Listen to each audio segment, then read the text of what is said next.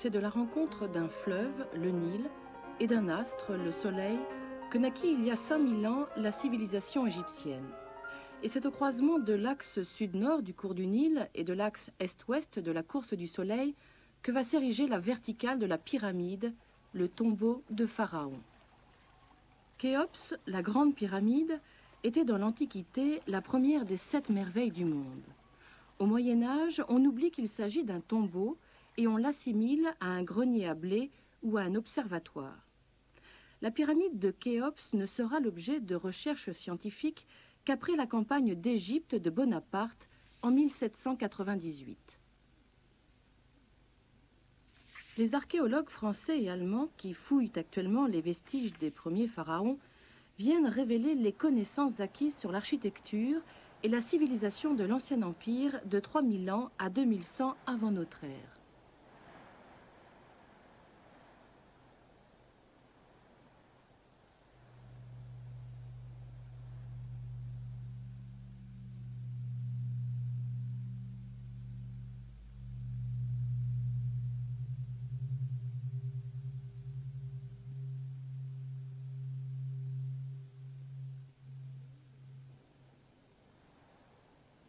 Les palais, les maisons, la plupart des papyrus inscrits ont péri très tôt. La brique crue et les matériaux végétaux qui constituaient l'architecture quotidienne des Égyptiens sont anéantis depuis des millénaires. Pour témoigner, ne subsistent plus que les pierres réservées aux tombes, les pyramides pour les rois et les reines, les mastabas pour les princes, les princesses et les scribes.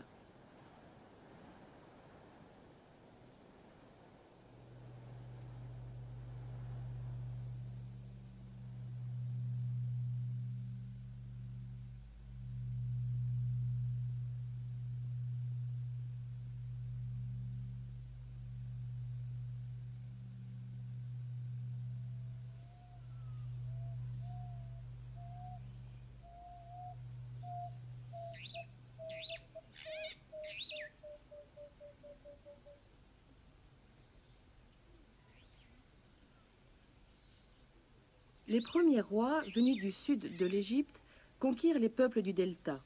Ils installèrent leur résidence à Memphis, la balance des deux terres, au point d'équilibre entre le nord et le sud du pays. Les pharaons de l'Ancien Empire vont se succéder en 6 dynasties et régner 8 siècles. Et c'est au cours de la 3e dynastie, vers 2700 ans avant notre ère, que le roi Djoser reçut pour tombeau la première pyramide à degrés, inventée par l'architecte Imhotep.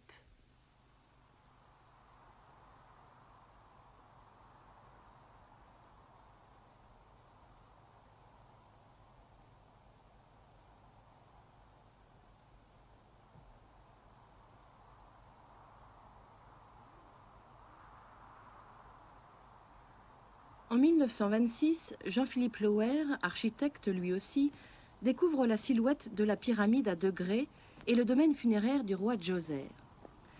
Il s'agit de la première construction en pierre de taille dans l'histoire de l'architecture. Jean-Philippe Lauer a consacré 60 ans de sa vie à l'œuvre de son confrère Imhotep. On lui doit la reconstitution, souvent pierre par pierre, du gigantesque complexe funéraire qui entoure la pyramide de Djoser. Mais ce qu'il y avait d'important, plus que la pyramide, pour moi, à ce moment-là, c'était les monuments du complexe qui l'entourait, n'est-ce pas? C'était ça que je l'ai étudié spécialement, c'était pas spécialement la pyramide. C'était cette architecture étonnante qui sortait des sables, n'est-ce pas? Cette architecture de pierre appareillée, n'est-ce pas? Première qu'on connaisse dans le monde, n'est-ce pas? Et ces premières colonnes, ces choses qui étaient tellement différentes de ce qu'on connaissait jusque-là de l'art égyptien, n'est-ce pas? C'était une révélation, n'est-ce pas? À partir de quelques vestiges et de quelques indices, Jean-Philippe Lauer a su déchiffrer les intentions d'Imhotep et restituer au regard ses extraordinaires séries d'inventions. Les fouilles nous ont livré son nom sur le socle d'une statue de Djoser qui a été retrouvée tout près de la colonnade d'entrée sur la terrasse du mur d'enceinte. Et sur la partie gauche de ce socle, il y a le nom d'Imhotep avec toute sa titulature personnelle. Nous voyons qu'il est le premier après le roi de Haute-Égypte, le chancelier du roi de Basse-Égypte, qu'il est noble héréditaire, qu'il est grand prêtre d'Héliopolis. Enfin, il a toutes sortes de titres extrêmement importants. Et en même temps, il est également le chef de tous les sculpteurs, graveurs, maçons, etc., qui travaillent au monument.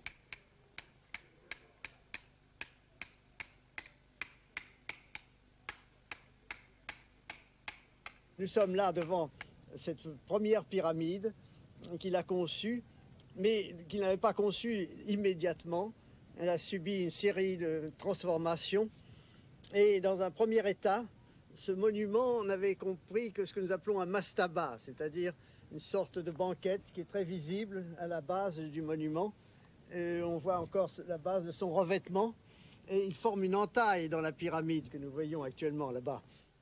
Et puis ce premier monument a été ensuite agrandi légèrement vers l'est. Et à ce moment-là, Imhotep a eu une nouvelle idée. Il a trouvé que ce monument n'était pas en rapport, pas suffisamment important par rapport à l'ampleur de l'enceinte même qui englobe 15 hectares, qui s'étend sur 550 mètres de long. Il a voulu quelque chose de plus monumental et il a eu alors cette idée qui, je crois, est vraiment son idée, celle de dresser un escalier gigantesque vers le ciel pour faciliter l'ascension de l'âme du roi vers le séjour des dieux, c'est-à-dire vers les étoiles qui étaient considérées comme les âmes des dieux et des rois.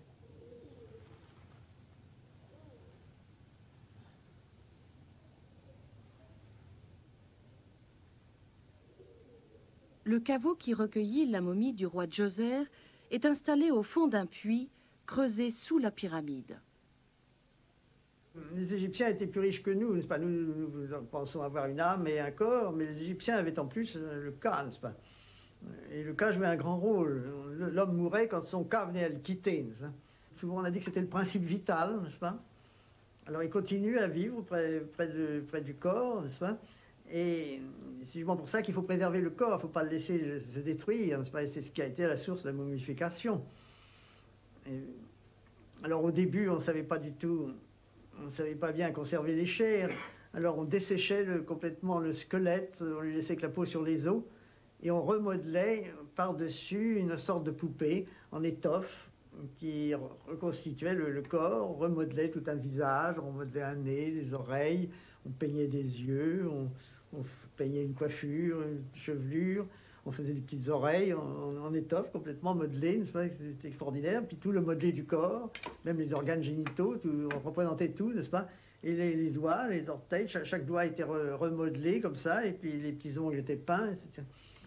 Et alors justement, le pied de momie que j'ai retrouvé dans le caveau de Djoser, quand j'ai pris les mesures intérieures de ce caveau, n'est-ce pas, était une momie de cette technique. En 1930, Jean-Philippe Lower, alors jeune assistant de l'archéologue anglais Cecil Firth, pénètre avec lui dans le tombeau sud du roi Djoser, à 28 mètres de profondeur et quelques 4000 ans après le passage des derniers pillards. Alors donc l'entrée véritable était bloquée et nous étions là avec Firth, les ouvriers débloquaient ces choses. Et Firth était un homme très corpulent et très grand, 1m85, il pesait plus, je sais pas, 105 kilos, quelque chose comme ça. Et puis alors naturellement, il fallait une brèche sérieuse pour qu'il puisse passer. Alors à un moment donné, il m'a dit, mais écoutez, je crois que vous pourriez passer. Moi je ne peux pas, mais enfin passer, dites-moi ce qu'il y a là derrière. C'est comme ça que je suis entré avant lui. Et je suis arrivé à l'endroit où je me suis rendu compte qu'il y avait des faïences bleues. Et d'ailleurs, j'ai constaté qu'il y avait pas mal de ces faïences bleues qui étaient au sol. Vraiment, la plupart étaient tombées et cassées. Et en tournant la porte qui était immédiatement à ma droite, j'ai trouvé une autre salle, à peu près semblable, mais qui comportait des stèles. Alors je lui criais, mais il y a des stèles du roi qui sont là.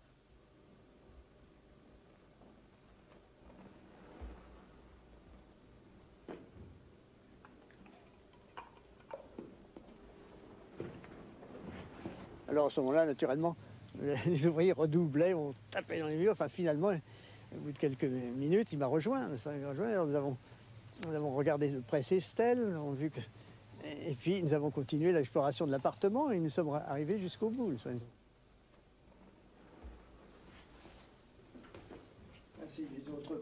Ce caveau, au sud du domaine funéraire, n'était pas destiné à recueillir la dépouille du roi défunt. C'est une copie réduite de la vraie chambre sépulcrale qui, elle, est située sous la pyramide. Vous pouvez me suivre par là. Les appartements funéraires du roi Djoser simulent l'intérieur et l'extérieur de son palais royal de Memphis. Ainsi, l'âme, le double, le cas du roi, pouvait-il sortir du tombeau, pénétrer dans sa demeure terrestre, y retrouver sa cour et ses familiers.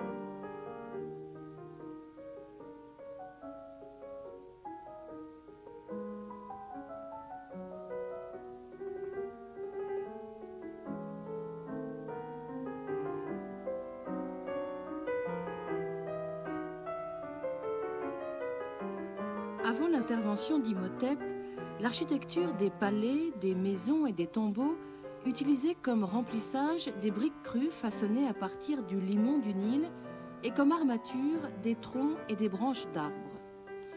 Dans le domaine funéraire du roi Djoser, la pierre taillée vient remplacer la brique crue, les poteaux de bois, les clayonnages de roseaux ou de palmiers pour devenir le matériau d'éternité.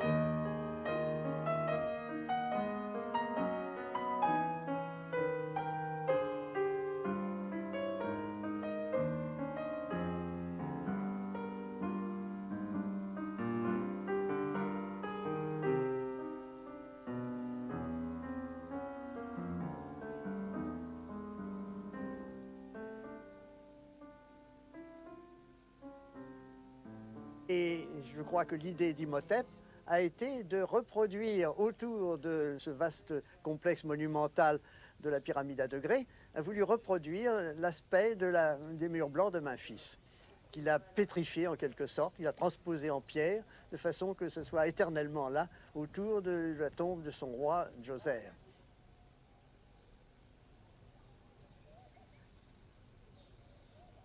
Un architecte qui dessinait une pyramide à degrés devait inscrire son contour dans un triangle, n'est-ce pas? Et à un moment donné, l'architecte a eu l'idée de matérialiser ce triangle, n'est-ce pas? C'est-à-dire, après tout, pour aller s'élever vers le ciel, vers le séjour des dieux, une pyramide lisse, n'est-ce pas? Une pente directe et tout aussi propice pour l'âme, pour rejoindre les étoiles du firmament ou le soleil, et que de grands emmarchements. Et à partir de ce moment-là, ils ont tous construit des pyramides. La première pyramide lisse est due aux architectes du roi Snéfrou, qui régna autour de 2500 ans avant notre ère. Snéfrou est le fondateur de la 4e dynastie. C'est aussi le père de Khéops et le plus grand bâtisseur de l'Ancien Empire. Rainer Stedelmann, directeur de l'Institut allemand d'archéologie du Caire, fouille et analyse avec son équipe les vestiges des monuments de ce grand roi qui se fait construire au moins 3 pyramides.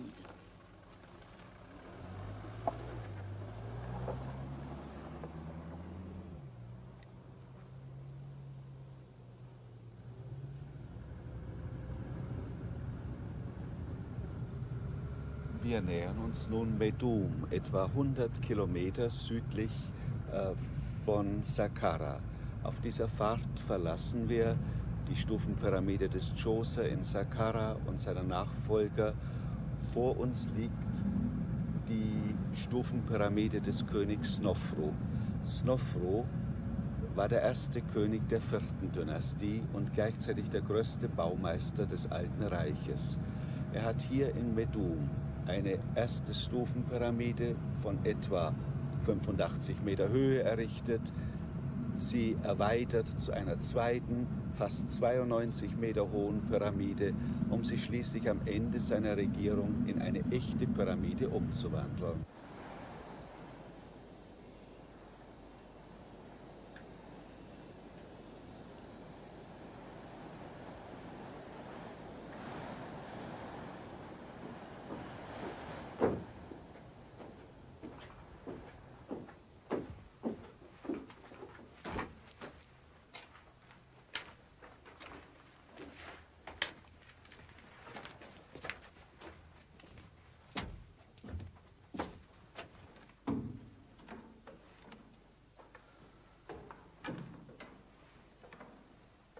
Et voici la première voûte en encorbellement retrouvée dans l'histoire de l'architecture. Elle est construite par des assises de pierre, chacune d'elles surplombant légèrement la précédente pour réduire progressivement la portée du couvrement. Kaum hatte Snofru die Pyramide von Medoum als eine hochragende Stufenpyramide vollendet, entschloss er sich, aus Gründen, die wir nicht genau kennen, Medoum und seine Residenz und Pyramidenstadt aufzugeben, um einen neuen Ort zu suchen. Diesen fand er in Dahchour, wo er zunächst eine steile Pyramide, die Knickpyramide, begann. Il avait d'abord construit la rhomboïdale, qui était partie sur une pente très raide. Et puis, il a conçu des chambres très hautes et voûtées en encorbellement. Et il semble que les murs de ces chambres aient bombé, n'est-ce pas? Et il est probable qu'ils ont été inquiets à ce moment-là. Et le roi Snefru n'a plus voulu cette pyramide. Il a dit non, moi, je ne veux pas que ma momie soit écrabouillée là-dedans. Vous allez, mes gaillards, vous allez m'en reconstruire une autre. Et alors, on est reparti, n'est-ce pas, avec une seconde pyramide qui devait atteindre la même hauteur que l'autre. Alors, on lui a donné, pour terminer plus rapidement la précédente, on a diminué beaucoup sa pente. Et ça, c'était à peu près presque à mi-hauteur de la pyramide, n'est-ce pas? On a brisé la pente de la pyramide. Et la pyramide nord, alors on lui a donné la même pente que la partie supérieure de la rhomboïdale. Mais alors, pour atteindre la même hauteur, on a fait une base beaucoup plus grande. Elle a une base très grande, elle a une base qui est intermédiaire, je crois, entre celle de Képhren et celle de Khéops.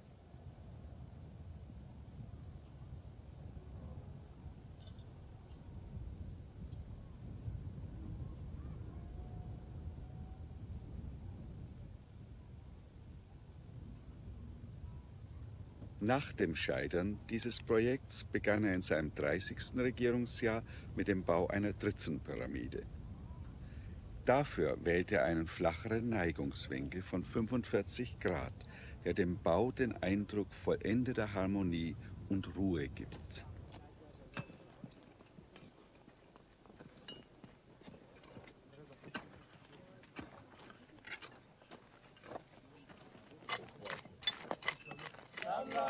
مبسوط بستفلو ليه حنقطع الحنجرة مالها عافية سنفرو يا هرمنا.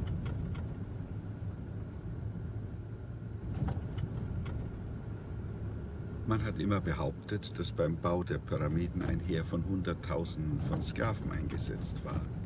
Das ist ein Thema der Maler des 19. Jahrhunderts und der Filme, die das sehr farbig und dramatisch darstellen. Dennoch ist es nicht wahr. In Wirklichkeit waren es sicher nicht mehr als 25.000 Arbeiter und Spezialisten. Man muss sich nur einmal den Arbeitsplatz konkret vor Augen halten. Mehr als 5.000 Personen konnten aus Raumgründen gar nicht zum Herantransportieren der Steine eingesetzt werden. Nehmen wir dann noch 5.000 zum Heranziehen der Steine und zur Zubereitung weitere 5.000 in den Steinbrüchen, zum Herausbrechen und ungefähr 5.000 zum Antransport, vielleicht 2.000 jenseits des Nils und 3.000 auf der Westseite.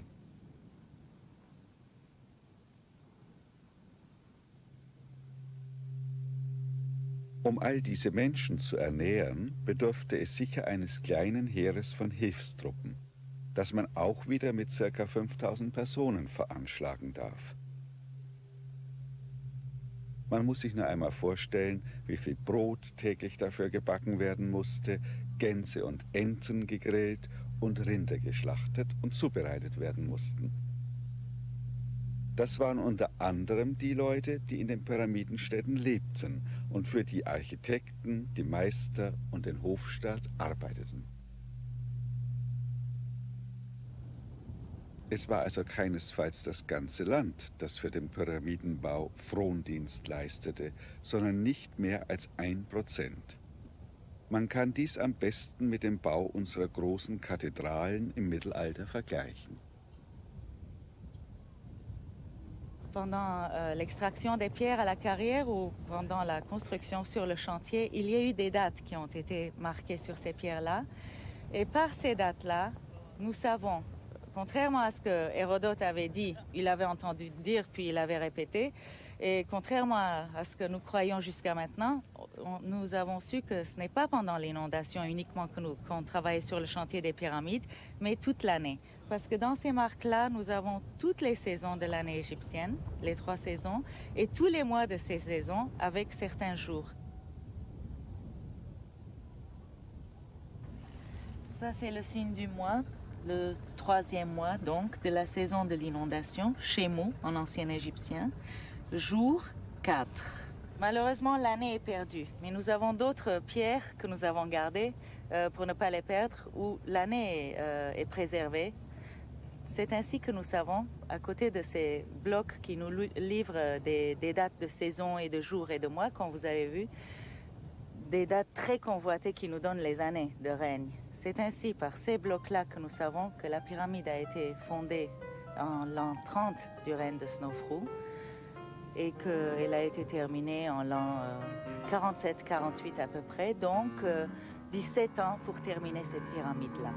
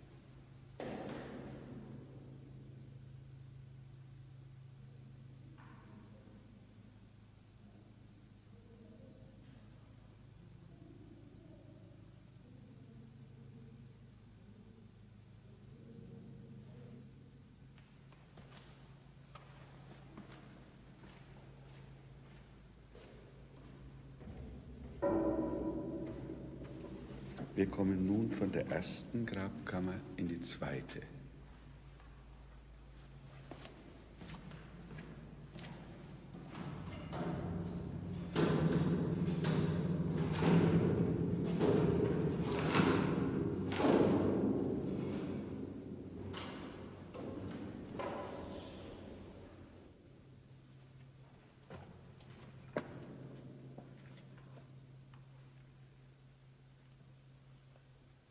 Wir sind nun in der dritten Kammer angelangt, der eigentlichen Grabkammer. Dies ist ein weiter, luftiger Raum mit einem fast 15 Meter hohen, großartigen Graggewölbe. In diesem wahrhaft königlichen Saal lag die Mumie des Snofrou. Dies ist das Himmelsgewölbe des Snofrou.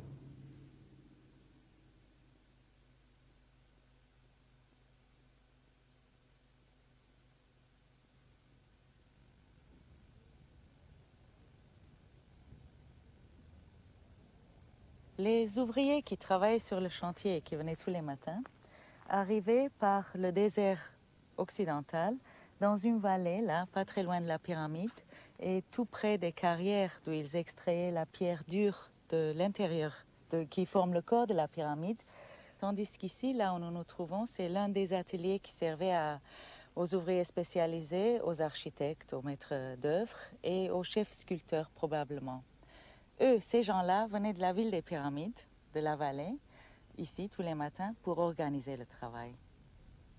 Pendant que les architectes s'organisaient ici, autour de leur maquette ou de leur plan ou de leur modèle de pyramide, il y avait d'autres travaux qui se faisaient dans cet atelier. Donc il y avait les chefs sculpteurs aussi qui s'installaient dans ce bureau, les fours pour la vaisselle funéraire, et de ce côté-là, une grande partie, toute la partie occidentale de cet atelier est occupée par des magasins dont vous voyez les vestiges des murs là. C'était des grands magasins qui venaient jusque-là. Et là était gardé le matériel des architectes, des sculpteurs, leurs outils, le bois, les poutres en bois dont les ouvriers se servent. Et nous pouvons très bien nous imaginer exactement comme le chantier maintenant, les maîtres d'œuvre étant assis ici, un chef d'ouvrier arrive en hâte et dit nous avons besoin de tel bois qui est 12 trous pour dire combien de coudées le bois faisait.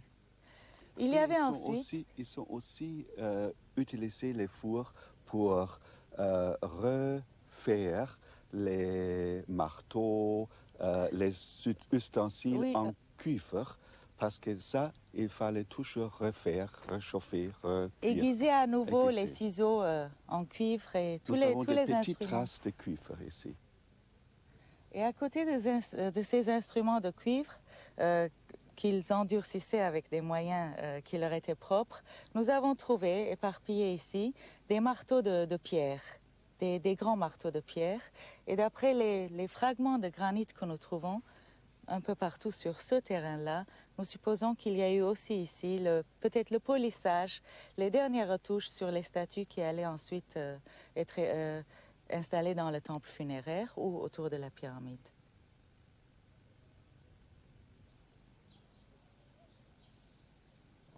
Die Pyramidenstadt des Snofru lag dort unten am Fruchtlandrand, an einem See, der als Hafen der Residenz diente. Diese Pyramidenstadt des Snofru ist noch nicht ausgegraben. Wir kennen sie bisher nur von einem königlichen Dekret, das dort gefunden wurde und in dem die Privilegien der Bewohner festgelegt sind. Das waren Prinzen, Mitglieder der königlichen Familie, hohe Würdenträger, ihr Personal, im Ganzen eine privilegierte Schicht. Insofern, als man in einer Pyramidenstadt von der Entrichtung von Naturalsteuern befreit war.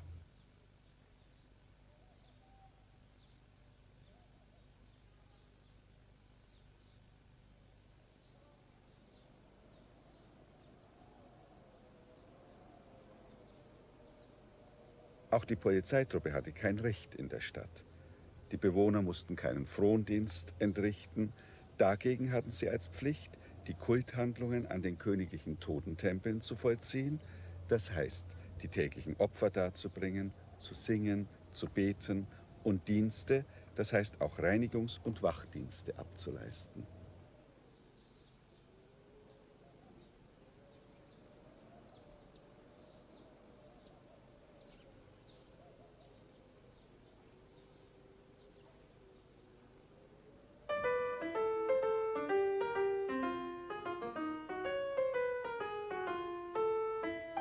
Et voici l'âge d'or des pyramides, Khéops, Képhren et Mykérinos. Khéops, la grande pyramide, était avant les cathédrales le plus vaste monument jamais construit. 230 mètres de côté, 146 mètres de haut, 220 rangées ou assises de pierre, en tout 6 500 000 tonnes et une chambre funéraire élevée à 50 mètres dans le massif de la pyramide.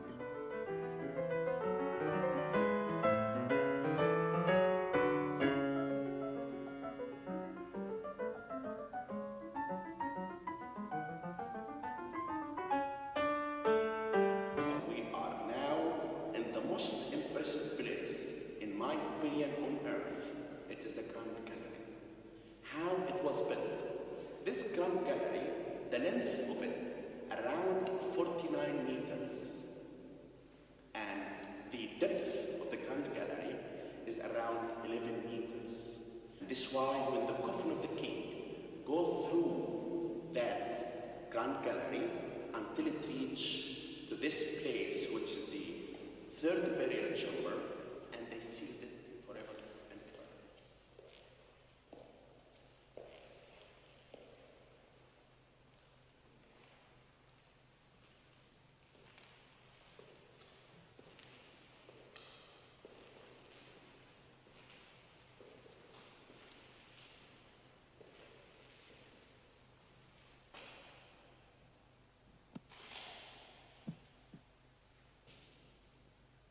Finally, we are here inside Cheops' burial chamber. This room is unique because Cheops once buried inside this coffin. This captivates mankind. People think how it was built. People wonder about that. Even the Arabs. There is an Arab proverb saying that man fears time, but time fears pyramids.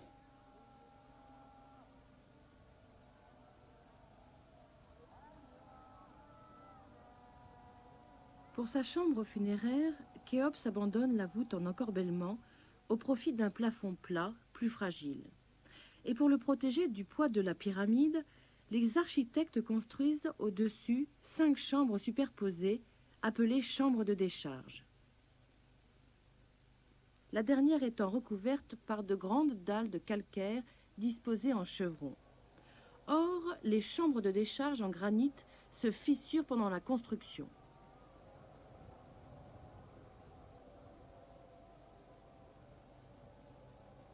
Pour la troisième chambre, je crois qu'ils ont été abusés par la dureté du granit. Ils ont cru qu'avec le granit, ce n'était pas nécessaire de faire cela, qu'on pouvait les employer comme des poutres, simplement. Et patatras, ouais. Qu'est-ce pas, ces poutres se sont fissurées. Ils pensaient qu'avec le granit, ils n'avaient pas à se préoccuper de problèmes pareils, mais n'est-ce pas, il est certain que le granit est moins homogène qu'un bon calcaire. Et c'est très dur, mais à la flexion, ce n'est pas extraordinaire. Et ce qui est extraordinaire, c'est qu'à Khéops, oui, on a tous les systèmes de construction en vigueur à l'époque. Oui. On a une voûte en encorbellement dans la grande galerie, on a une chambre qui est couverte par des poutres en granit, et on a une autre chambre qui est couverte par une voûte en encorbellement. Ils ont renoncé à ce système du granit, puis ils ont dit qu'après tout, ça se fissurait aussi dans les chambres de décharge qu'il y avait au-dessus.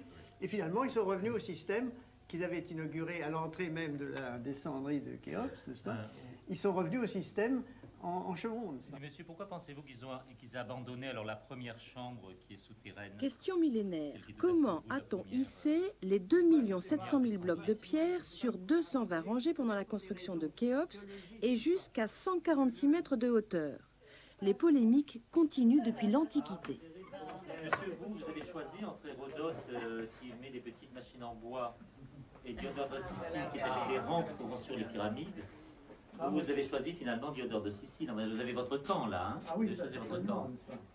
Non, je considère que ces petites machines en bois, il ne pouvait pas permettre de lever des blocs énormes, n'est-ce pas? Ça pouvait servir peut-être sur des petites pyramides, n'est-ce pas, ou des choses, la 6e peut-être, pas pour le revêtement, mais pour les autres peut-être. Mais pas pour des pyramides comme celle de Khéops. Et en particulier les blocs de granit qui pesaient 70 tonnes, moi je ne vois pas la monter comme ça. Monter sur des petites machines à bois comme Hérodote. Vous pensez que c'est plutôt Diodore de Sicile qui est dans le vrai quand il dit que les pyramides sont construites avec d'énormes rampes en terre, lui dit des rampes en terre. Je ne vois pas comment on pouvait faire autrement, n'est-ce pas?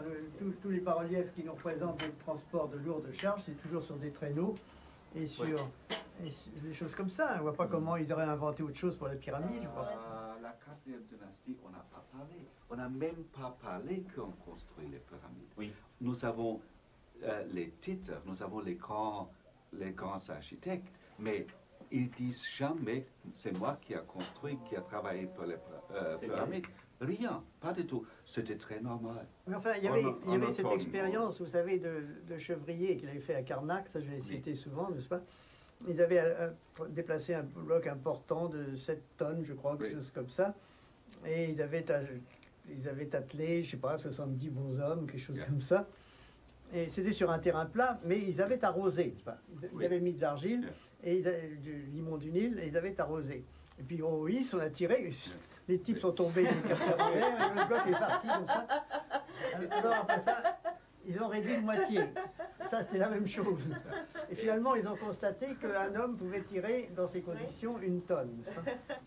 Oui, mais dès que la rampe monte, le poids de la pierre augmente. Oui, ils ont dû très vite faire ça le plus délicat. Ils ont dû très vite faire des rampes, justement, et essayer de voir quelle était la rampe qui les convenait, n'est-ce pas, pour tirer des blocs. Oui, la rampe optimum. Et surtout, la grande pyramide, il faut monter à 146 mètres. Oui, bah ça, ceux-là, on les monte. Oui, mais ça, ceux-là, on les montait pas à 146 mètres. Mais on les monte. Mais tous les blocs des chambres de décharge, n'est-ce pas, au-dessus de la chambre de Khéops, et surtout les blocs du plafond même de la chambre de Khéops, c'est tout de même à 45 mètres de hauteur. Et les chambres de décharge, ça va jusqu'à presque 60 mètres, 55 mètres, je ne sais pas combien. Et les grandes dalles en chevron aussi. C'est énorme. Il n'y a pas ça dans les autres. Dans les autres, à Képhren, les chambres, les blocs en chevron sont à ras du sol, n'est-ce pas? Finalement, le grand problème, c'est Khéops. On sait ah oui, c'est lui qui est le grand problème. Les autres il faut résoudre Khéops et on aura résolu tout le oui, reste. C'est sûr.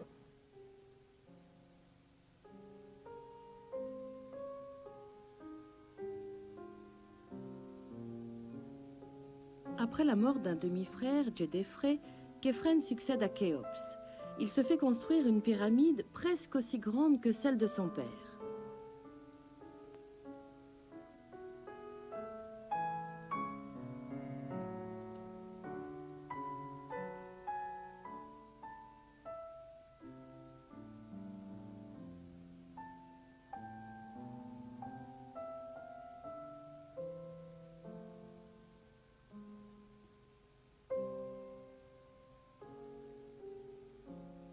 Et alors là, la chambre sépulcrale dans Képhren est à fleur de sol.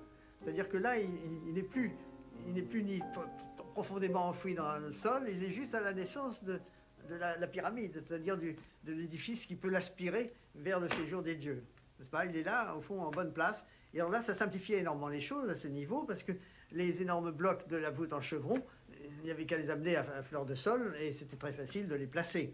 Il n'y a aucun problème d'ascension difficile dans la pyramide. Alors Mykérinos, qui s'est montré beaucoup plus prudent, est parti sur des bases infiniment plus petites, et sa pyramide représente le 10e du volume de celle de Khéops, n'est-ce pas?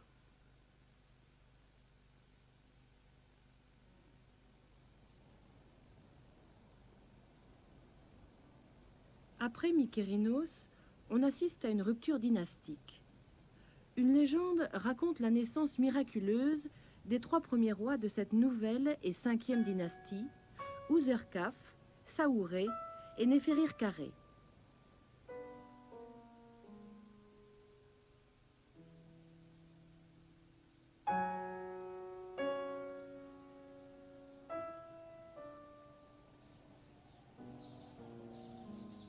Les pyramides de la 5e dynastie conservent le volume adopté par Mykérinos, ce qui réduit le temps de la construction.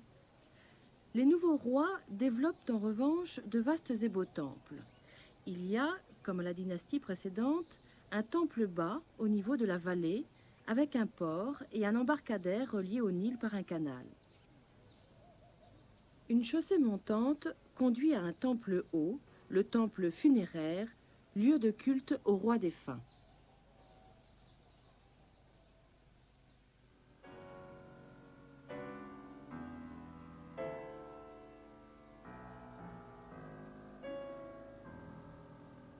Dans ce chaos, on discerne la variété des matériaux d'origine. Sol de grès sombre pour les cours et les bois de passage, sol d'albâtre clair pour les sanctuaires, le granit rouge d'Assouan étant réservé aux encadrements de portes et aux élégantes colonnes palmiformes. Les cartouches et les titulatures royales étaient gravées et colorées par la pierre verte de malachite. Aucun texte ne figurait encore sur les murs intérieurs des pyramides jusqu'au jour où un jeune archéologue français, Gaston Maspero, découvrit en 1880 un fragment inscrit dans les décombres d'une pyramide de la 6e dynastie. Le patron de ce jeune homme se nommait Auguste Mariette. il fouillait la nécropole de Saqqara depuis 1860. Mariette, qui est sur son lit de mort au mois de janvier 1880, Mariette estime que son expérience lui permet de dire que les pyramides n'ont pas de texte. Aucune pyramide n'a livré de texte jusqu'alors. Maspero lui apporte la démonstration et quelques heures avant de mourir, Mariette doit confesser qu'effectivement il y a des pyramides à texte.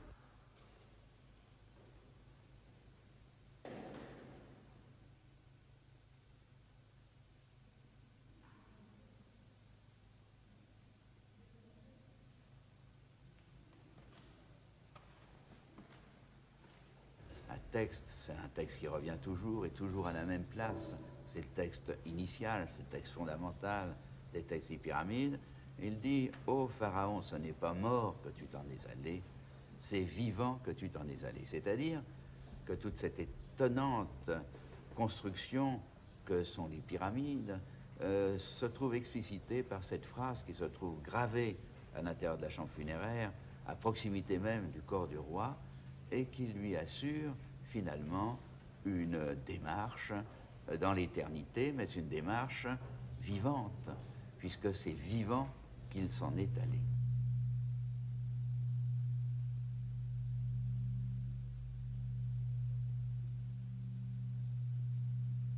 La 6e dynastie commence avec Téti. À Téti va succéder Pépi Ier, puis Mérenré et enfin Pépi II. Et à ce moment-là, ça sera ensuite une chute brutale de l'Ancien Empire, chute que les historiens ont encore beaucoup de mal à comprendre et à expliciter.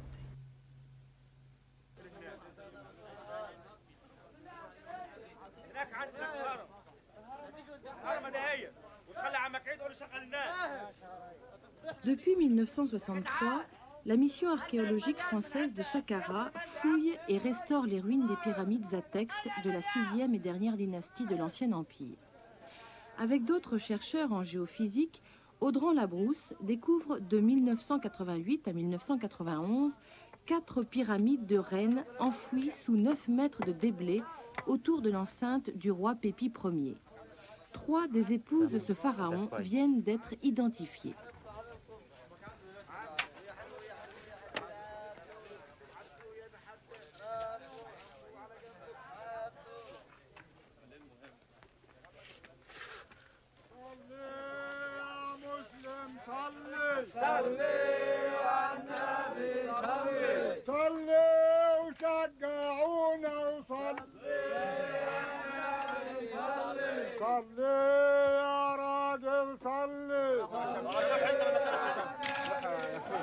Ce matin, nous venons vient de trouver l'extérieur du sarcophage. On l'a identifié sous ces énormes blocs de couverture qui étaient tombés sur le sarcophage et qui l'ont protégé.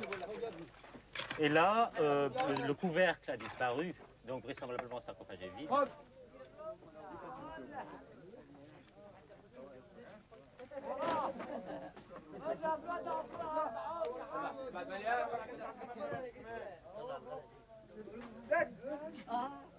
Là, évidemment, là aussi, on lit, tout ça est très abîmé, on lit des coulures sur le bord de la cuve du sarcophage, et là, c'est une chose assez dramatique. En fait, c'est les produits résineux de la momie de la reine, au moment du pillage, qui ont été dépecés, éparpillés, jetés partout, et qui ont coulé à l'intérieur de la cuve du sarcophage. Ce qu'on peut dire, c'est tout ce qui reste de la reine. Ici, dans la chambre funéraire de la pyramide de Mérenré, nous avons un exemple superbe de polychromie, mais c'est aussi une leçon d'architecture, car on voit ici l'aboutissement de toutes les recherches qui ont commencé depuis la 3e dynastie pour éviter que la masse de la pyramide n'écrase le sarcophage. Et c'était ça le grand problème des architectes. Comment évider la pyramide, y placer le sarcophage et dévier ces forces descendantes, les forces de la pesanteur, les écarter du sarcophage afin de le protéger. Alors, il y a eu des recherches successives. À Djoser, un puits. À Dachour, une voûte en encorbellement. Et à Khéops, pour la première fois, la voûte en verre renversé, celle que nous voyons autour de nous, apparaît pour la première fois. Et ici, on voit bien comment elle a été mise en œuvre, car il s'agit, pour cette voûte, de recevoir les forces et le poids de la pyramide et de les écarter du sarcophage.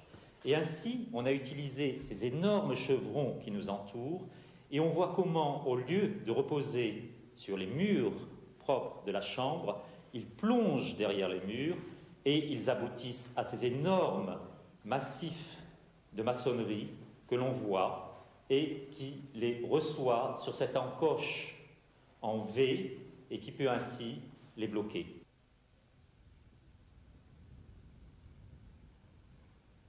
Ici, on est à ciel ouvert et pourtant, on est au cœur de la pyramide, au-dessus du sarcophage de Pépie Ier. Alors cette couverture, qu'est-ce que c'est? Eh bien, ce sont 3 couches de chevrons en V renversés qui écartent les forces du sarcophage. On voit une première couche, une deuxième couche, et voici le dernier chevron. Ce qui est extraordinaire, c'est que les Égyptiens ont pensé à une sécurité remarquable. Chaque chevron est indépendant. Ainsi, ce vide que nous voyons entre les 3 couches est une sécurité. Si la 3e couche se fissure, et bien à ce moment-là, c'est la 2e couche ou la première qui prendront les charges. Ces chevrons sont énormes. Ils pèsent chacun environ de 60 à 65 tonnes. Et il y en a 3 couches. Et ces 3 couches additionnées vont peser 3500 tonnes. Et c'est cette masse énorme de force en présence qui va protéger le sarcophage du roi de l'écrasement de la masse colossale de la pyramide.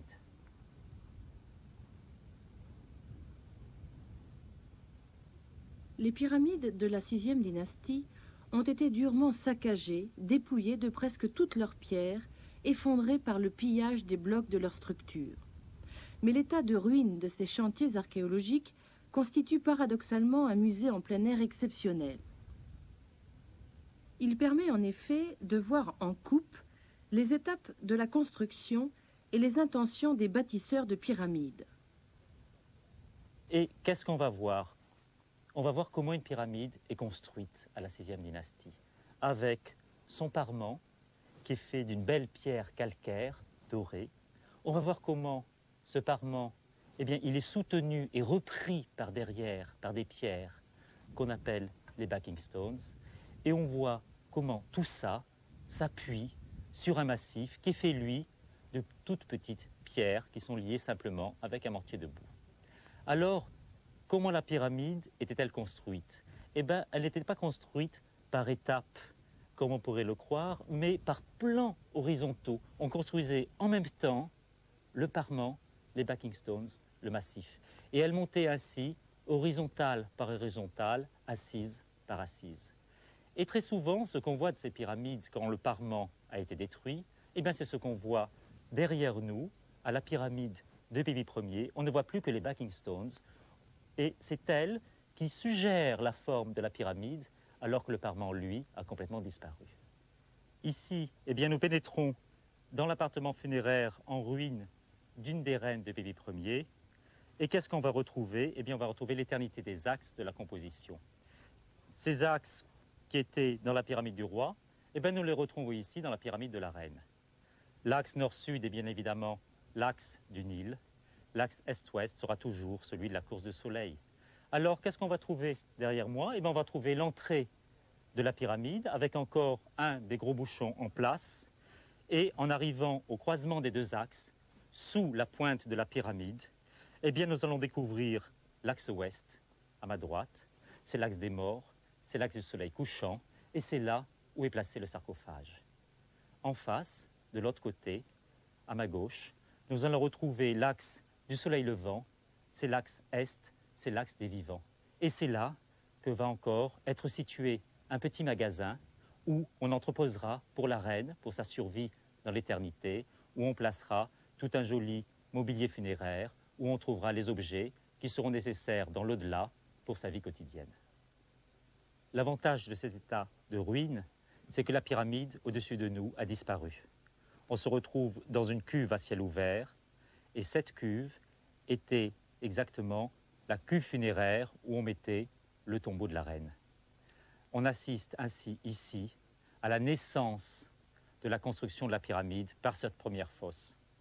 Cette fosse, pour éviter les éboulements, était tapissée de murs de soutènement. On pouvait ainsi travailler en même temps à l'intérieur de la pyramide, dans les appartements funéraires, et commencer au même moment l'édification de l'extérieur de la pyramide. Finalement, toutes les recherches qui ont été entreprises depuis Djoser, toute la puissance de la 4e dynastie, toute la richesse décorative, la sensualité des formes et des matériaux va se retrouver ici, dans cette architecture, synthétisée. On sait qu'à Ounas, avec l'invention des textes, on avait renforcé de façon extraordinaire cette architecture et là, on avait trouvé finalement la meilleure solution pour assurer au pharaon son éternité. Et cette alliance des textes et de cette architecture, eh bien finalement, c'est ce que les Égyptiens de l'Ancien Empire ont trouvé de mieux pour assurer la survie du pharaon. Alors que va-t-il se passer?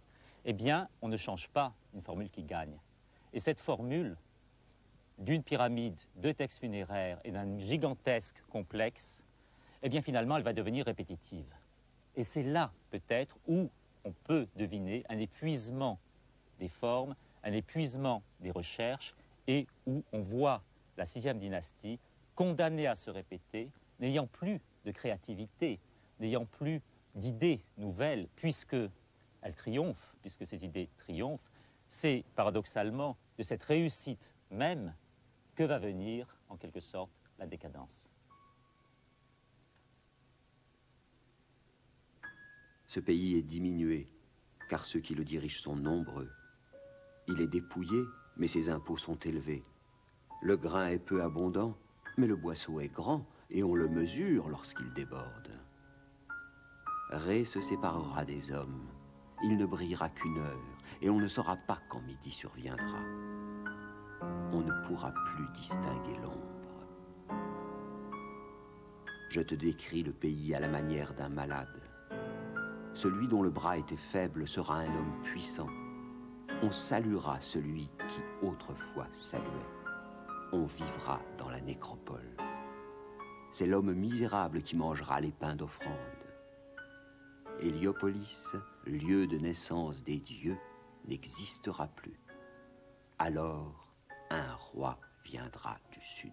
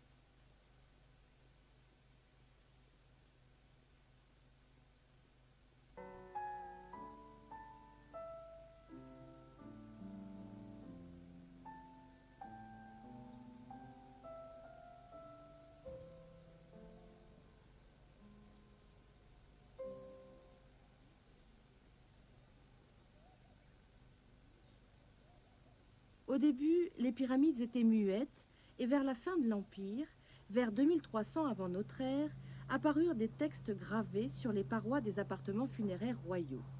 Jean Leclan, spécialiste de ces textes, évoque leur fonction. Ce qu'affirment les textes des pyramides, il y a une formule qui se trouve gravée dans toutes les pyramides qui est la suivante: non, ce n'est pas mort au roi que tu t'en es allé, c'est vivant que tu t'en es allé. C'est-à-dire que la vie, l'affirmation de la vie et de la constance, de la permanence, de l'immortalité se trouve continuellement affirmée par ces textes. Et en fait, il a plusieurs façons de s'en aller. Il est couché dans son sarcophage, il a le dos pris dans l'ouest, et il peut là se retirer dans l'ouest. C'est une forme d'éternité. Il devient un Osiris, c'est-à-dire qu'il est le roi de ces ombres falotes. que sont les défunts, ce qu'on appelle d'ailleurs, on magnifie toujours les choses, on les appelle les lumineux. Ce sont les âmes qui, pour l'éternité, se trouvent là. Ils vont reconstituer la cour de Pharaon. Pharaon qui sera en gloire avec son sceptre, avec ses différents attributs, ses couronnes sur la tête, sur son siège de gloire. Ça, c'est l'éternité osirienne. Je dois dire que dans ces textes, on se rend compte que ce n'est pas ce que Pharaon souhaite le plus. Il regarde, il est couché sur le flanc, il regarde vers l'est. Ah, dans l'est, il se produit chaque matin quelque chose de glorieux. C'est la naissance du soleil. Et ce que souhaite Pharaon, c'est de monter dans la barque du soleil. Monter sur la barque, quand il peut s'installer sur le trône avec le dieu du soleil, avec le dieu Ré, il le fait volontiers. Mais il est quelquefois plus humble dans sa quête. Il demande, par exemple, d'être matelot dans la barque. Si la barque prend eau, d'écoper, de ramer. Il est prêt à tout pour la survie et de grimper dans le ciel, de culmer dans le ciel. Il sait très bien que le soir, il retrouvera l'Occident, la terre des morts. Ça, c'est une autre affaire. Il faut traverser cette terre des morts le moins mal possible et puis ressurgir le lendemain matin à l'horizon. Ça, c'est l'éternité solaire. Donc une éternité osirienne dans le monde des morts, une éternité solaire dans le ciel. Et enfin, dans le ciel, il peut faire encore autre chose. Il quitte son sarcophage, il s'avance dans l'antichambre, et là, il tourne à 90 degrés et se tourne vers le nord. Et là, il va jusqu'à la descendrie par laquelle il avait été enfourné dans le monde des morts. Il va remonter cette descendrie. Et là, comme la pente est à peu près 28-30 degrés, il va se trouver dans la zone, ce que nous appelons, nous, la zone de l'étoile polaire, ce qui n'était pas exactement le cas à cette époque-là. Enfin, dans cette zone où les étoiles continuent sans cesse à tourner. Ce sont les mêmes étoiles, celles qui ne périssent pas, celles qui sont infatigables, celles qui continuellement tournent autour de l'axe du monde. Tout le ciel de ces couloirs, de ces chambres est constellé d'étoiles, ces étoiles impérissables au milieu duquel il veut connaître l'éternité.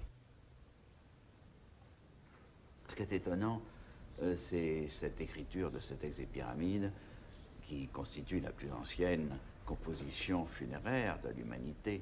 Ce qui est très étonnant, c'est la beauté fulgurante de ces textes.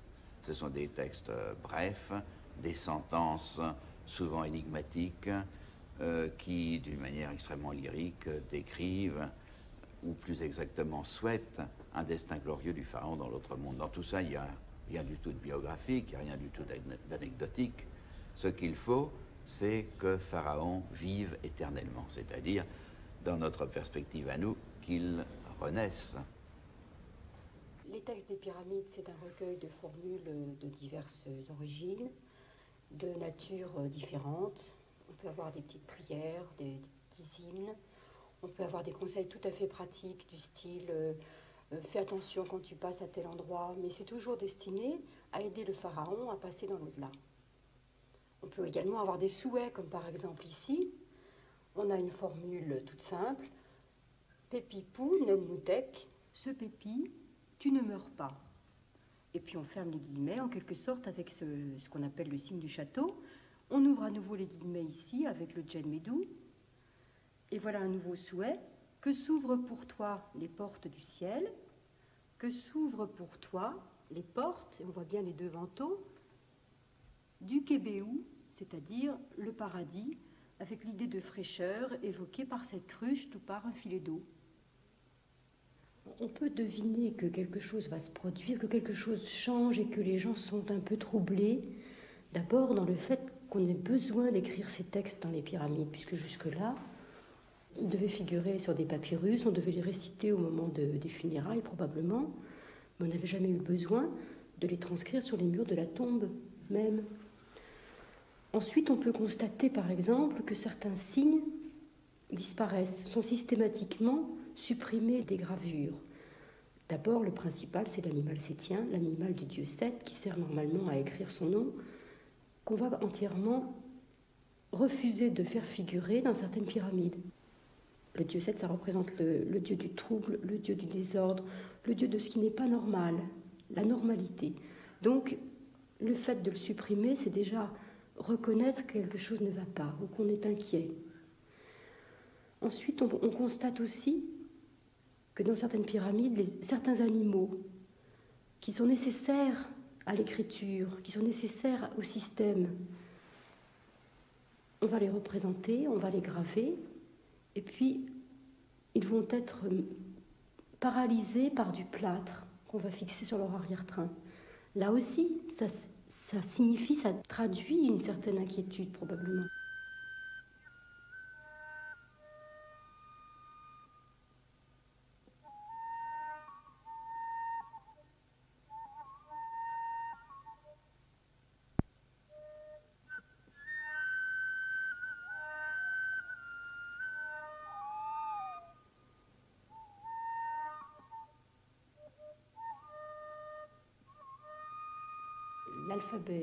L'alphabet, d'abord, c'est un terme impropre. Disons, l'ensemble des hiéroglyphes utilisés, ça groupe énormément de signes qui évoluent, qui sont en général tout à fait superbes. Les Égyptiens sont des animaliers remarquables. Les oiseaux, c'est un vrai plaisir de se promener sur les colonnes. Hein. C'est vivant, et c'est à chaque fois autre chose, parce que ce ne sont pas des plombs d'imprimerie qui reviennent exactement, c'est la fantaisie du graveur qui fait que un oiseau est plus vivant que l'autre.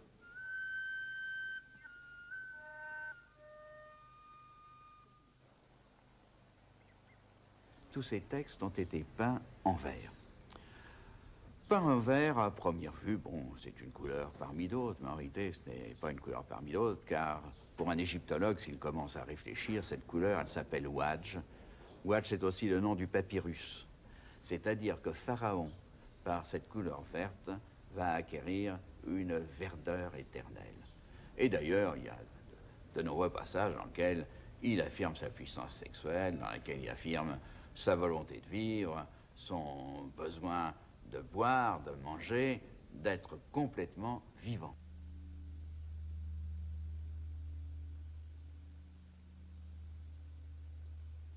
Pépi Osiris, ta mère Nout s'est étendue sur toi. Elle te protège contre toute chose mauvaise. Elle empêche que rien ne te manque. Elle remet ta tête. Elle rassemble tes os. Elle réunit tes membres. Elle t'apporte ton cœur dans ton corps. Tu es pur. Ton âme est pure. Ta puissance est pure. Ta mère est venue à toi. La grande protectrice est venue à toi. Elle te purifie. Ô Pépi, réveille-toi. Lève-toi. Debout.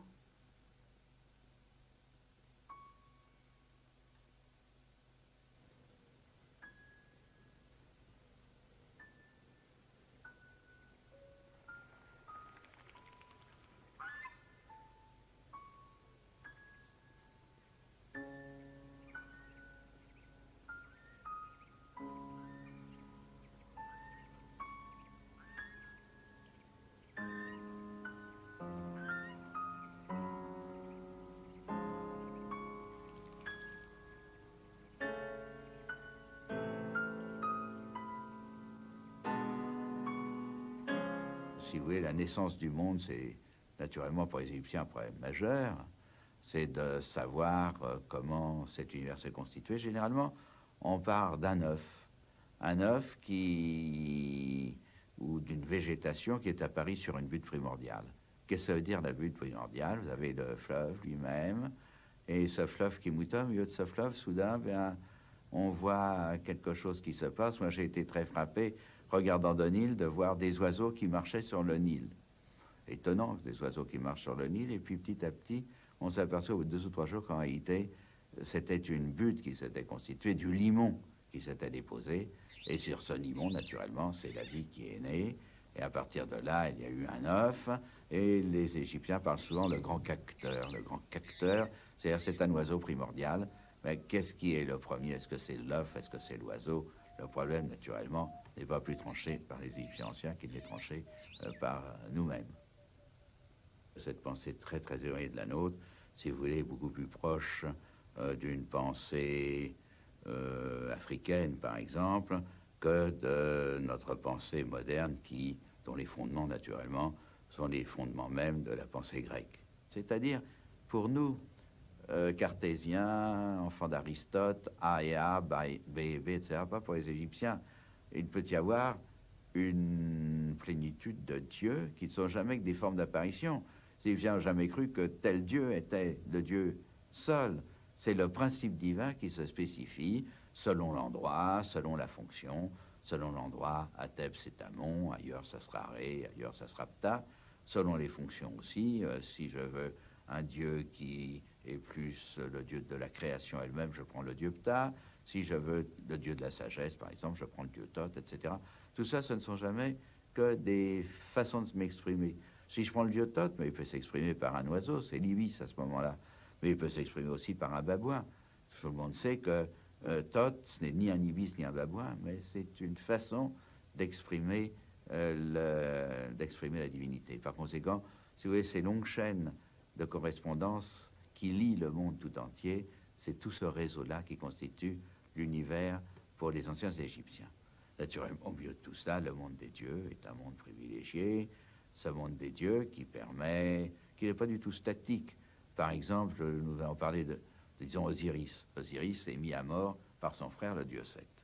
Le dieu Seth, c'est un dieu extrêmement intéressant parce que le dieu Seth, on dit c'est le dieu du mal. C'est pas exactement le dieu du mal.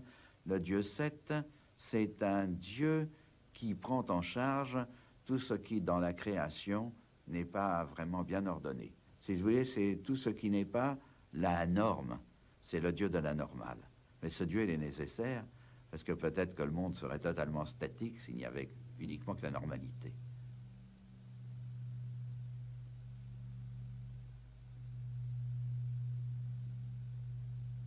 C'est un univers qui n'est pas du tout comme le nôtre, tourné vers le futur.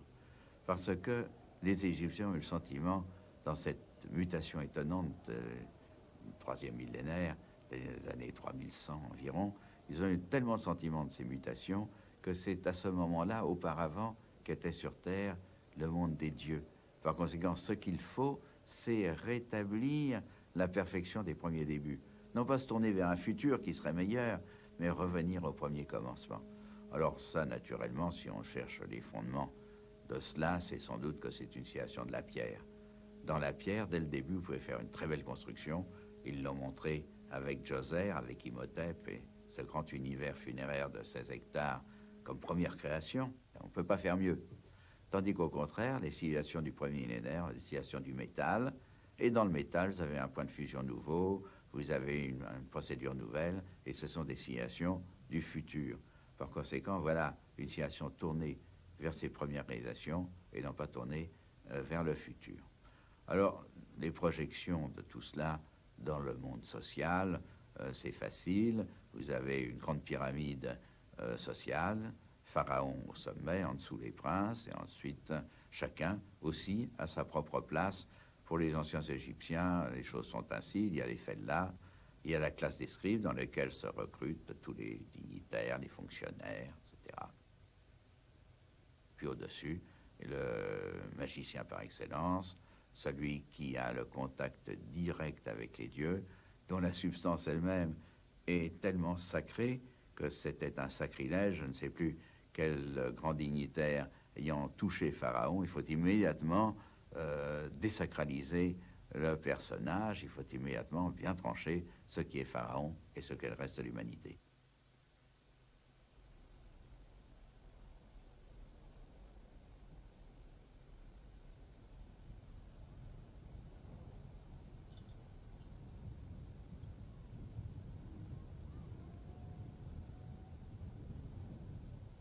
Hier im Westfriedhof von Giza vermeinen wir, den ägyptischen Staat des Alten Reiches etwas besser verstehen zu können. Die Pyramide ist der Palast, der Jenseitspalast des Königs. Um diesen Jenseitspalast herum gruppieren sich die Häuser, die Gräber der hohen Beamten seiner Zeit. Der hohen Staatsbeamten, die die Verwaltung dieses gerade im Entstehen begriffenen Staates unter sich haben und deren Familien.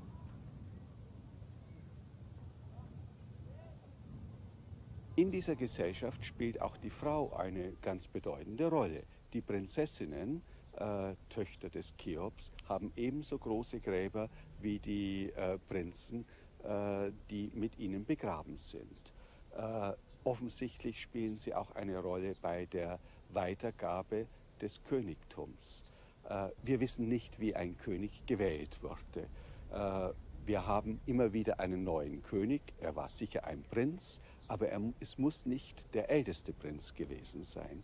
Aber wir wissen zum Beispiel, dass eine der Töchter des Cheops zuerst den ersten Nachfolger, Chedefre, geheiratet hat und nach dessen Tod ihren Bruder Kephren, um die königliche Würde weiterzugeben.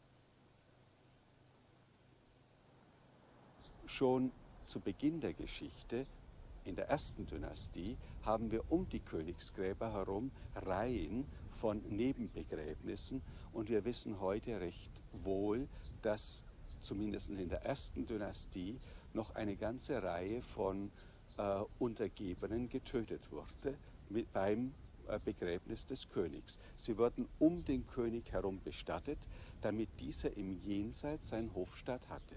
Dazu gehören unter anderem die Zwerge. Es ist erstaunlich, wie viele Zwerge anscheinend schon seit Beginn der Geschichte um den König versammelt waren. Und auch hier in Giza haben wir neuerdings einen Zwergenfriedhof.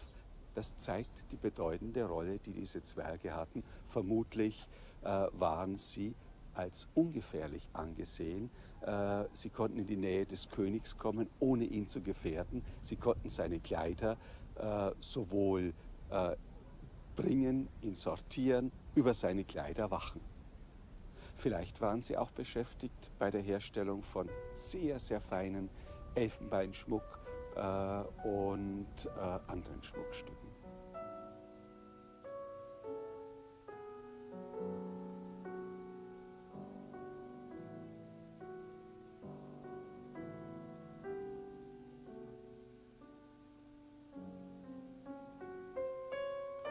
Pour accéder à l'administration, il fallait manier l'écriture.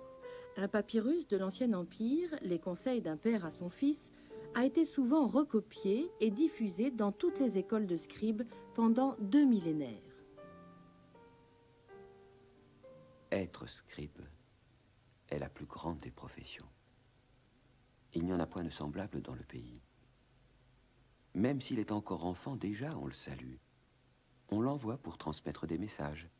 Je n'ai jamais vu de sculpteur en mission, ni d'orfèvre que l'on dépêcha, mais j'ai vu ce forgeron au travail, à la gueule de son four. Ses doigts sont comme la peau de crocodile, et ils sont plus mauvais que des œufs de poisson. Le tailleur découpe excellemment toutes sortes de pierres dures, mais lorsqu'il a terminé, ses bras ont péri. Il s'assied au crépuscule, ses genoux et sa colonne vertébrale sont ployés. L'arracheur de papyrus remonte le fleuve vers les marais. Lorsqu'il a travaillé au-delà de ce que ses bras peuvent faire, les moustiques et les mouches des sables l'ont massacré. Quant au potier, bien qu'il soit toujours debout parmi les vivants, l'air qu'il respire sort brûlant du feu. Ses vêtements sont raides de limon, sa ceinture est en lambeaux. Le chasseur souffre beaucoup lorsqu'il va au désert. Ce qu'il donne à son âne est plus important que ce que lui rapporte son travail. Sans compter ce qu'il doit donner au berger des marais pour qu'il lui indique son chemin. Et la marche l'a brisé.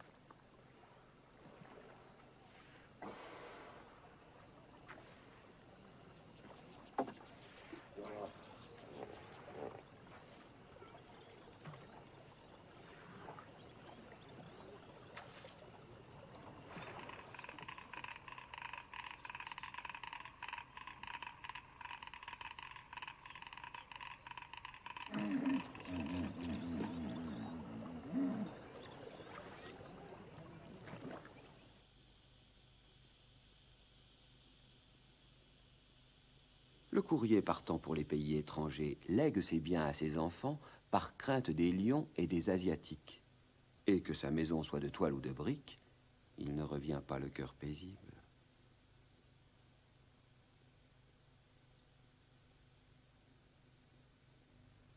Le blanchisseur lave sur la rive, proche des crocodiles. La nourriture du blanchisseur est mêlée à toutes sortes de souillures, car on lui donne à laver les vêtements des femmes ayant leur menstru. On lui dit « Hé, nettoyeur de saleté, la rive est glissante à cause de toi. » L'oiseleur souffre beaucoup. Lorsque les oiseaux des marais passent au-dessus de lui, il dit « Ah, si j'avais un nid. » Je te parlerai aussi du pêcheur. C'est le plus mauvais des métiers. Il n'existe pas de travail sur le fleuve où l'on soit ainsi mêlé aux crocodiles. Lorsque vient le moment de régler les comptes, il n'osera pas dire qu'un crocodile l'a paralysé de crainte. Il dira « C'est la puissance de Dieu. » Vois-tu, il n'y a pas de métier qui soit exempt d'un chef, sauf celui de scribe. Si tu connais les livres, tout ira bien pour toi.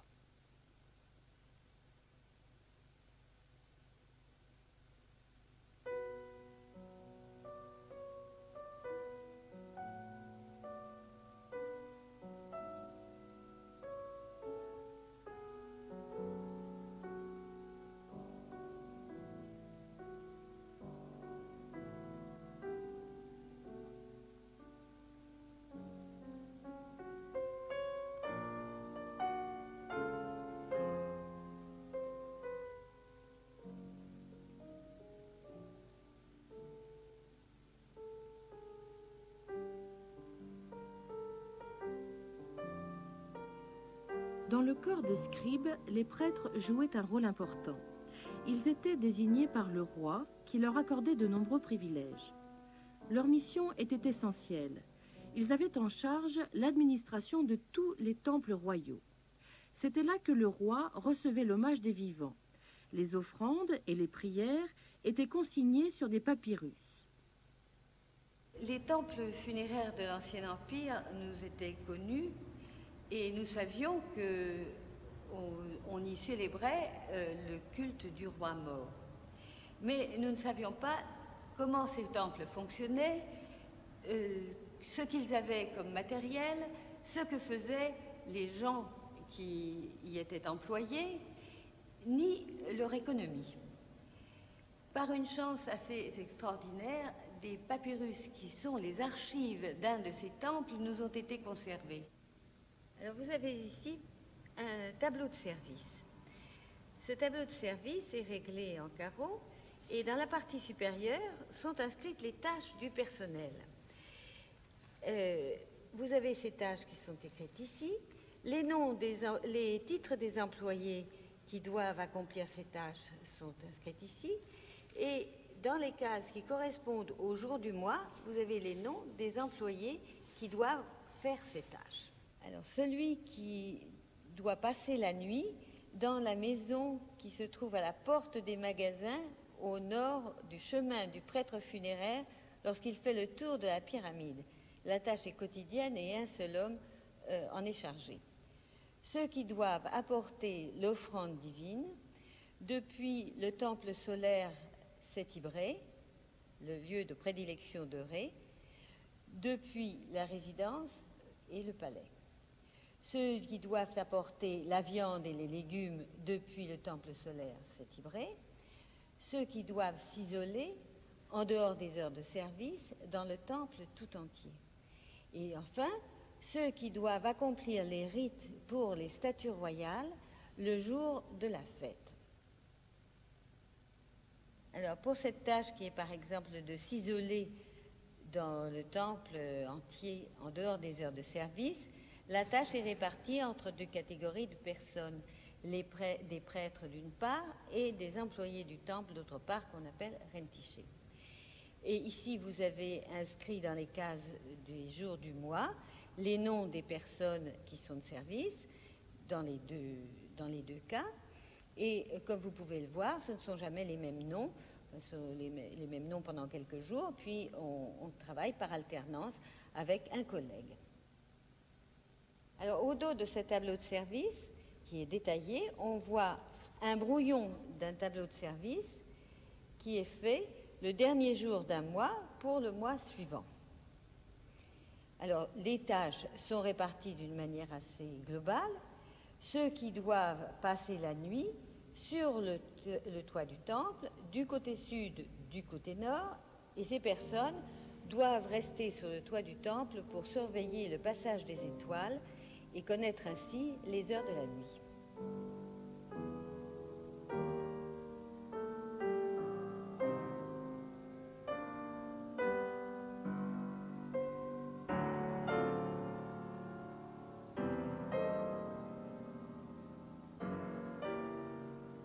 C'est ici, à Abouzir, dans l'un des temples funéraires accolés aux pyramides des rois de la 5e dynastie, qu'ont été retrouvés ces papyrus. Ce lieu de culte comprenait un sanctuaire, des stèles, des statues qu'il fallait arroser, des magasins qui contenaient des offrandes et des objets du culte. À côté des temples funéraires, des temples solaires apparaissent à la 5e dynastie. Ce que l'on sait, c'est que si le temple funéraire était alimenté quotidiennement par le temple solaire, lui, ne l'était pas tous les jours par la résidence. Au contraire, c'était un lieu de stockage, une plaque tournante de l'économie.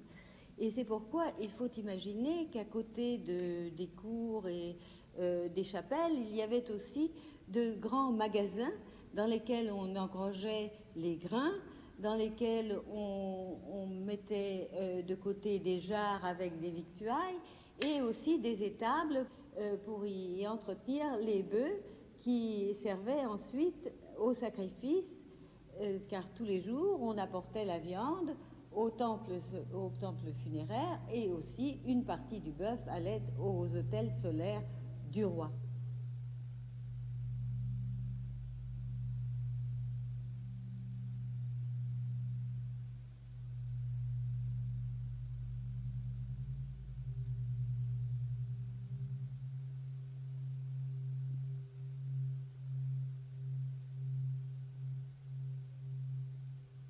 Nous avons ici une partie d'un grand tableau de comptabilité mensuelle dans lesquels sont détaillées les offrandes divines, c'est-à-dire les pains, la bière et les gâteaux qui viennent au temple funéraire depuis le temple solaire, avec les noms des denrées qui viennent au temple funéraire, ainsi que leur provenance. Ici, par exemple, une colonne où sont enregistrées des livraisons qui viennent en provenance directe de la table d'offrande du soleil dans le temple solaire. Il s'agit de 14 petits pains et la comptabilité est divisée ici, comme dans le reste de ce tableau, en 3 colonnes. D'une part, inscrit en rouge le revenu théorique, d'autre part, inscrit en noir le revenu réel, et ensuite en rouge la dette, ce qui n'a pas été livré.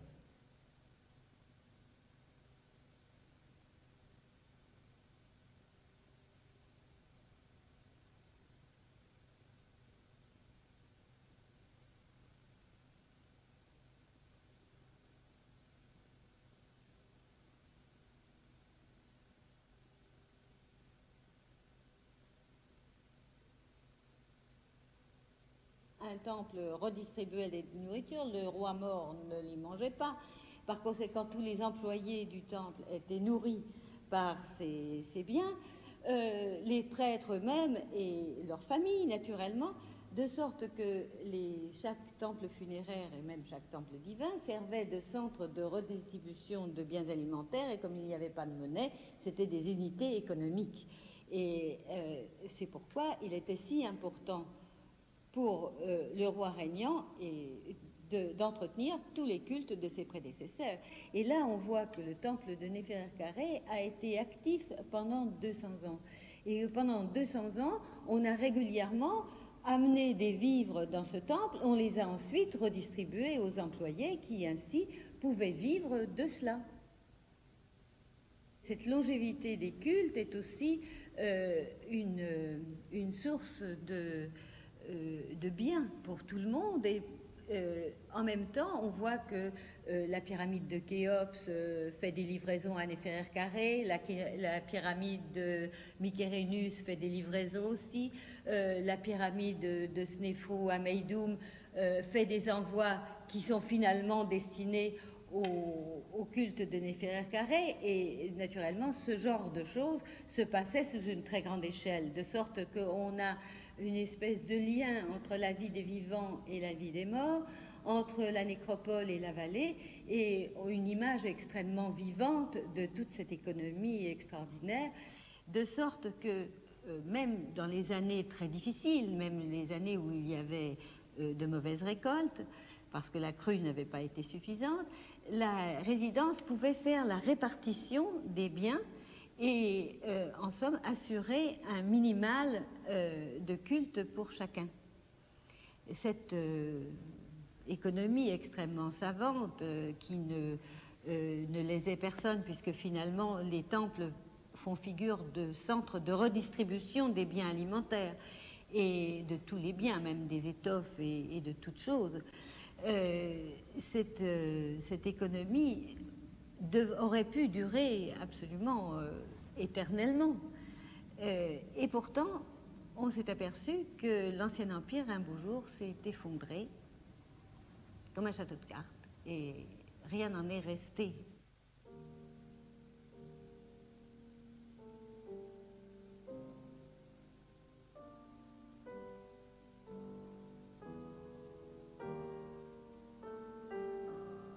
On peut se demander pourquoi cet empire si florissant s'est effondré vers 2100 avant notre ère, après 8 siècles de prospérité.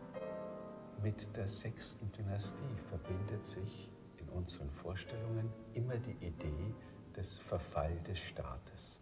In einem so reichen Grab, in einem so großartigen Grab wie dem des Mereruka, kommen uns aber Zweifel. Die Gründe des Verfalls müssen also woanders liegen. Wenn wir auf einen Beamten wie diesen Mereruka sehen, so entdecken wir, dass im Gegensatz zu der 4. Dynastie, wo dies noch alles Prinzen waren, dieser Mann durch seine eigene Tüchtigkeit hochgestiegen ist. Er ist der Sohn einer Königsbekannten, das heißt einer Hofdame, aber im Lauf seiner Karriere kann er sich mit einer leiblichen Königstochter, einer Saad Nesud Enchedev, verheiraten und wird damit in den Clan der Königsfamilie mit einbezogen. Aber er bringt seinen eigenen Clan mit ein, seine eigene große Familie. Und das ist eine Entwicklung, die in der 6. Dynastie immer stärker wird. Schon in der 5. Dynastie werden Gouverneure in die Provinzen geschickt.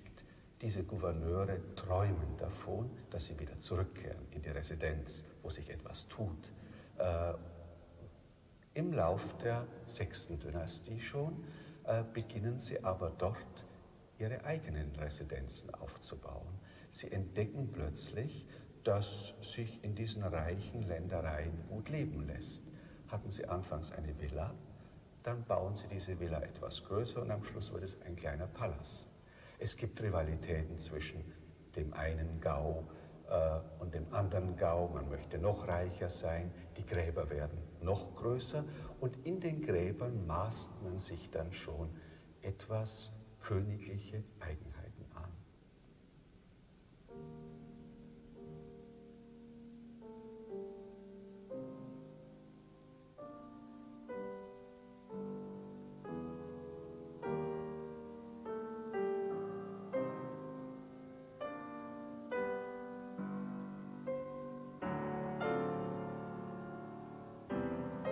À la 5e dynastie, la famille royale ne suffit plus aux besoins constants de l'administration. Elle doit donc déléguer le pouvoir à une nouvelle classe de fonctionnaires. Au fur et à mesure que le temps passe, le roi a davantage d'occasions d'envoyer des fonctionnaires en mission. Il les envoie au Soudan, il les envoie combattre les Asiatiques, il les envoie même vers le Sinaï. Et ces fonctionnaires ont à organiser leurs expéditions. Ayant organisé leurs expéditions, ils ne profitent pas de cette espèce de structure extrêmement bien montée qu'est l'administration égyptienne. Ils ont à inventer leur propre administration avec quelquefois 1000 personnes qui se déplacent à pied, avec des ânes et du ravitaillement. Ils ont à se trouver des interprètes, ils ont à parler à des gens qui parlent une autre langue qu'eux, et ils font la connaissance aussi de civilisations qui ne sont pas la civilisation égyptienne. Ils apprennent ainsi qu'on peut vivre hors Égypte et qu'il y a des gens qui vivent tout à fait autrement. Et cette connaissance, cette prise de conscience de quelque chose de nouveau, et lorsqu'ils reviennent au pays, et sans doute ont-ils changé un peu de mentalité. Le roi ne leur paraît plus quelqu'un d'absolument nécessaire et obligatoire, en tout cas pour leur culte funéraire. Ils se font volontiers enterrer dans des cimetières locaux de leur province. Ainsi, avec le développement du culte syriaque, l'obligation de se faire enterrer près de la pyramide royale disparaît pratiquement. Les gens vont dans leur propre cimetière, ils ont leur propre organisation, ils montent leur propre organisation comme ils l'avaient montée par exemple dans leurs expéditions, et ils deviennent des féodaux. Les gens ont pris de l'indépendance, et cette indépendance sera le ferment de la chute de l'Ancien Empire. La fin de l'Ancien Empire, ça veut dire une grande révolution sociale, une grande révolution politique, qui est aussi une révolution dans la conception religieuse. C'est-à-dire qu'auparavant, Pharaon seul était un Osiris. Désormais, si vous voulez, c'est un fait extraordinaire pour nous, on constate une démocratisation dont le résultat est que tous les Égyptiens désormais vont être des Osiris. Et on donne ainsi, si vous voulez, la dimension de la révolution que nous devons faire dans notre propre esprit, puisqu'il s'agit d'une révolution qui, d'un Osiris unique, le Pharaon, va entraîner la présence d'Osiris qui seront tous les Égyptiens. Voyez donc, le visage est blême. Ce qu'avaient prédit les ancêtres est atteint. Le pays est affligé de bandes de voleurs, et l'homme doit aller labourer avec un bouclier. Voyez donc, le visage est blême, et l'archer est équipé, car le crime est partout. Voyez donc, les cœurs sont violents, le malheur se répand à travers le pays. Beaucoup de morts sont jetés au fleuve. Voyez, en vérité, une chose a été faite qui n'était pas arrivée auparavant. On est tombé assez bas pour que des misérables enlèvent la momie du roi. Voyez, celui qui avait été enterré en faucon divin est maintenant sur une civière, et ce que recelait la pyramide est désormais vide. Les secrets des embaumeurs sont perdus. Voyez donc, le grain a été détruit sur tous les chemins, on est privé de vêtements, de parfums, d'huile, et chacun dit, il n'y a plus rien.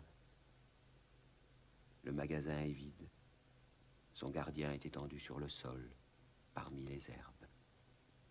Voyez, l'auguste chambre des archives, ses écrits ont été enlevés, la place des secrets est maintenant dépouillée.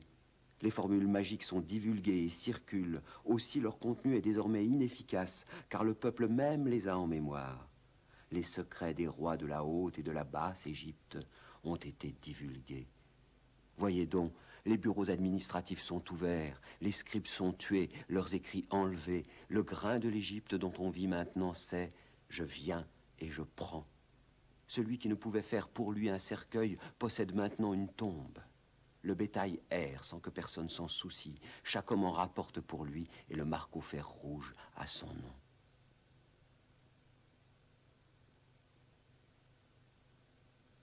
Voyez l'or et le lapis-lazuli, l'argent et la turquoise, la cornaline et le bronze, la pierre de Nubie entourent le cou des servantes, tandis que les nobles dames errent à travers le pays et que les maîtresses de maison d'autrefois disent « Ah, puissions-nous avoir quelque chose à manger ?»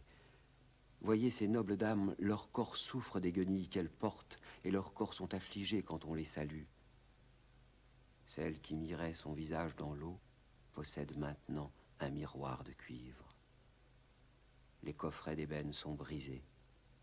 Les musiciennes sont dans leur chambre et leurs chants d'amour sont des complaintes. Les conteurs sont penchés sur la pierre à moudre le grain. L'or manque. Ce qui appartenait au palais royal est pillé. Voyez donc, Éléphantine, Tinis ne paie plus d'impôts à cause de la révolte. On manque de fruits, de charbon, de bois. Voyez donc, les grands et les petits souhaitent la mort, et les petits-enfants disent « Mon père n'aurait pas dû me donner